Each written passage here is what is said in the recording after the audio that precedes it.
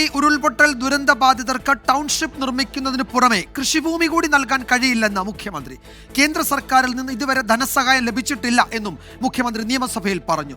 ദുരന്തമുണ്ടായി 6 മാസം കഴിഞ്ഞിട്ടും പരിക്കേറ്റവർക്ക് ചികിത്സാ സഹായം പോലും നൽകിയിട്ടില്ല എന്ന് പ്രതിപക്ഷ നേതാവ് വി.ഡി. സതീശൻ കുറ്റപ്പെടുത്തി.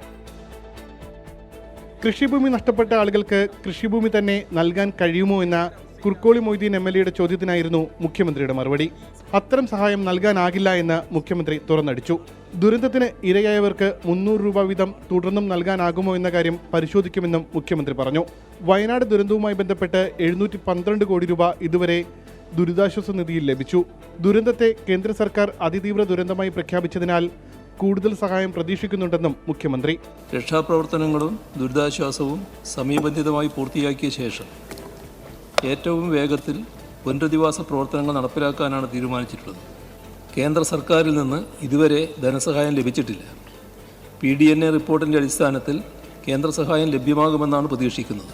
പുനരധിവാസം അനിശ്ചിതത്വത്തിലാണെന്നും ചികിത്സാ സഹായം ഇല്ലാത്തതിനാൽ സ്വന്തം കയ്യിൽ നിന്നാണ് പണമെടുത്ത് ഗുരുതരമായി പരിക്കേറ്റവരടക്കം ചികിത്സ നടത്തുന്നതെന്നും പ്രതിപക്ഷ നേതാവ്.